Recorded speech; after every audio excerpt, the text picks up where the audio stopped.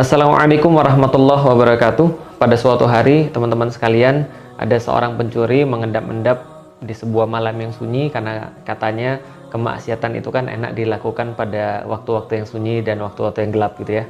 Nah, pencuri ini kemudian mengendap-endap berusaha sebaik-baiknya agar tidak ketahuan. Kemudian ternyata ketika dia sedang melaksanakan aksinya, kepergoklah oleh seorang hansip yang kebetulan lewat. Nah, maka hansip itu langsung berteriak, pencuri, pencuri, maling, maling. Langsung maling itu bilang, kamu ini jangan teriak-teriak. Nah, kenapa? Kamu itu mengganggu ketertiban umum. Kamu tuh provokatif sekali, sangat provokatif kamu ini. Jangan teriak-teriak. Kalau kamu teriak-teriak lagi, nanti saya bungkam mulutmu. Kenapa? Karena kamu sangat provokatif. Kira-kira keinget sesuatu nggak kalau misalnya saya cerita seperti ini? Harusnya teman-teman melihat pada kondisi sekarang kan kira-kira seperti itu ya. Jadi ketika seseorang berdakwah, menginginkan kebaikan, memperingatkan masyarakat tentang sesuatu bahaya yang akan terjadi di masyarakat itu, di tengah-tengah mereka, maka dituduhlah orang-orang yang berdakwah ini sebagai orang yang provokatif, sebagai orang-orang yang melakukan ucapan-ucapan kebencian, sebuah ungkapan-ungkapan intoleran dan sebagainya. Nah, ini adalah sebenarnya salah satu usaha untuk membungkam dakwah, agar orang-orang itu jadi takut untuk berdakwah, agar orang-orang itu tidak lagi berdakwah dan tidak peduli lagi pada kemaksiatan. Mereka juga sering berkata, sudahlah urusan saya, urusanmu, urusanmu. Jangan kamu urusin urusan orang lain. Kamu nggak perlu urusin orang lain, yang penting dirimu sendiri beres dulu. Belum tentu juga orang yang sholat itu baik. Kalau seandainya dia sholat pun itu adalah urusannya dengan Allah, dan kita nggak perlu campuri. Nah, pernyataan-pernyataan semacam ini adalah pernyataan yang sekali lagi ujung-ujungnya apa yang mereka inginkan. Yang mereka inginkan adalah Anda berlepas daripada dakwah, Anda tidak lagi berdakwah karena Anda takut dibilang orang yang ngurusin orang lain, takut dibilang orang yang kepo, takut dibilang orang yang selalu peduli dengan urusan orang, selalu mau tahu aja dengan urusan orang lain. Nah, ini adalah hal-hal yang harus kita waspadai. Kenapa? Karena di dalam Islam, kepedulian kita terhadap orang lain memang kita wujudkan dengan dakwah. Selain daripada karena ini juga adalah kewajiban yang datang daripada Allah Subhanahu wa Ta'ala. Ada satu ungkapan yang sangat terkenal, ulama-ulama banyak mengutip ungkapan ini dalam kitab-kitab mereka yang diyakini pertama kali diucapkan oleh Al-Qushairi. Jadi ucapannya adalah bahwa kalau kita melihat satu kemungkaran, lalu kita diam terhadap kemungkaran itu, maka ini layaknya setan yang bisu. Nah, jadi Anda mau pilih mana? Mau jadi setan atau mau jadi setan yang bisu? Lebih bagus mana? Ya nggak ada yang bagus sebenarnya. Lah kenapa? Setan ngomong dengan setan bisu ya sama parahnya. Lah kalau orang yang mungkar ini mendiamkan kemungkaran ini, ya sudah setan bisu pula gitu kan ya. Artinya adalah apa? Ya kalau ada seseorang yang ketika dia melihat kemungkaran, melihat sesuatu yang salah, dan dia diam, itu cukup untuk menjadikan dia temannya setan. Maksudnya apa? Turut untuk menjadikan dia untuk berkongsi bersama dalam keburukan itu. Lah kenapa? Dia membiarkan keburukan. Walaupun ini bukan ayat Al-Quran, walaupun ini bukan hadis, tapi maknanya amat sangat sesuai dengan apa yang Allah sampaikan di dalam ayat-ayatnya dan Rasul sampaikan dalam hadis-hadisnya. Misalnya Allah Subhanahu wa Ta'ala berfirman dalam surat Ali Imran 104, wal takum minkum ummatun yad'una ilal khair wa ya'muruna bil ma'ruf wa yanhauna 'anil munkar wa ulaika humul muflihun. Jadi setidaknya harus ada di antara umat muslim ini satu kelompok yang mereka melakukan tugas-tugas di dalam Islam. Apa tugas-tugas di dalam Islam ini? Yang pertama adalah mereka melakukan yad'una ilal khair, menyuruh orang-orang yang di luar Islam untuk masuk kepada Islam, menunjukkan kebaikan Islam di situ. Itu yang pertama. Yang kedua, mereka ya'muruna bil ma'ruf, mereka senantiasa menyuruh kepada kema'rufan, menyuruh kepada kebaikan-kebaikan. Kebaikan-kebaikan mereka tunjukkan, mereka tuntun orang-orang untuk masuk ke dalam kebaikan itu. Itu yang kedua. Yang ketiga, wa yanhauna 'anil munkar, dan mereka senantiasa mencegah terhadap kemungkaran. Wa ulaika humul muflihun, dan mereka inilah, kelompok-kelompok inilah yang melakukan tiga tugas itu, mereka termasuk golongan-golongan yang beruntung. Nah, artinya ini adalah seruan daripada Allah kepada kaum muslimin untuk mengemban dakwah Islam. Mereka menyuruh kepada Islam bagi orang-orang yang di luar Islam.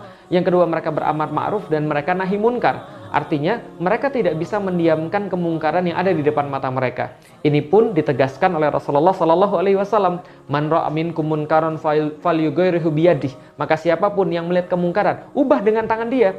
Jangan diam, tidak ada opsi diam di sana. Opsi yang kedua, kalau dia tidak mampu untuk mengubah dengan tangannya, fabilisani, fa in lam yastati fabilisani. Kalau dia tidak mampu, maka ubahlah dengan lisannya. Maka sampaikan kebenaran kepada orang yang melakukan kemungkaran itu. Fa in lam yastati fabiqalbi. Maka kalau dia tidak mampu lagi, maka ubahlah dengan hatinya.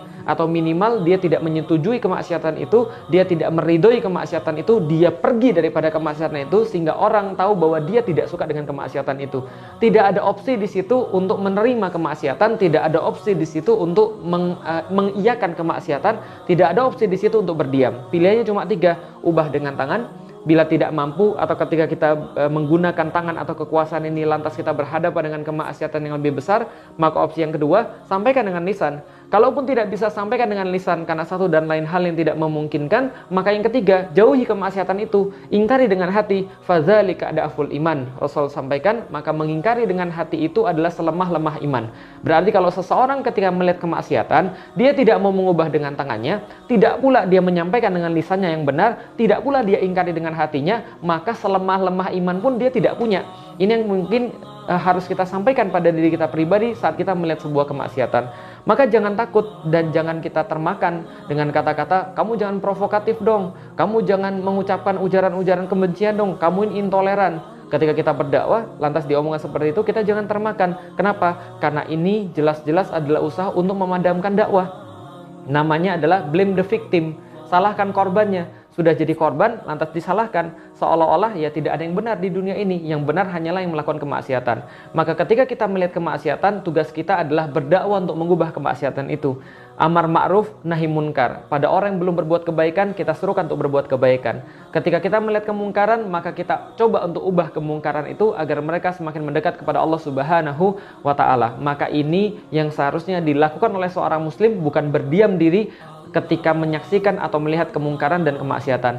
Persis sama seperti zamannya Rasulullah SAW. Anda bisa bayangkan, seandainya dunia ini atau dakwah ini atau agama ini sebagaimana yang orang-orang tuduhkan bahwa yang penting kita tuh melaksanakan sholat, yang penting kita tuh adalah melaksanakan ketaatan pada Allah, cuma hal-hal pribadi saja, hanya pada ibadah mahdoh saja, maka Rasulullah tidak perlu berdakwah susah-susah, tidak perlu berdakwah pada Abu Bakar, tidak perlu berdakwah pada Umar, tidak perlu kemudian untuk mengislamkan Utsman, tidak perlu untuk mengajari Ali bin Abu Thalib. Lah kenapa? Cukup dirinya saja dan keluarganya saja yang masuk surga.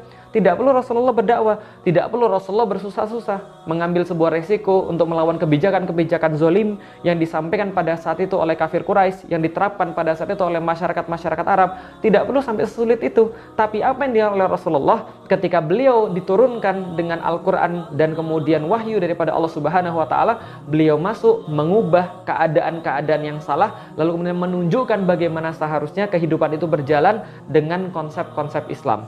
Pemikiran yang Rasulullah bawa, yang beliau sampaikan, bisa jadi membuat orang-orang kafir Quraisy tidak suka. Bisa jadi membuat orang-orang jahil merasa terganggu dengan itu. Kenapa? Karena mereka tahu bahwa apa yang dibawa oleh Rasulullah akan menggantikan kezoliman, keserakahan yang mereka adakan sampai saat itu. Maka sama seperti sekarang. Ketika Rasulullah SAW berdakwah di tengah-tengah masyarakat Arab, apa tuduhan terhadap beliau? Pembuat makar, perusak tradisi, pembuat agama-agama baru, pemuda-pemuda bodoh yang melawan tradisi dan adat istiadat. Ini yang dialamatkan kepada Rasulullah SAW. Intoleran, merusak kemudian ketentraman umum, kerukunan umat beragama dan sebagainya. Ini yang dialamatkan pada Rasulullah saat Rasul menyampaikan kebenaran. Nah, jadi di dalam Islam panduannya sangat sederhana sekali. Kalau Anda melihat kemungkaran, maka ubahlah kemungkaran itu sesuai dengan apa yang menjadi kapasitas kita, sesuai dengan apa yang menjadi kemampuan kita. Tapi ingat juga, ketika kita mengubah kemungkaran, bukan berarti juga kita harus menjadi kasar.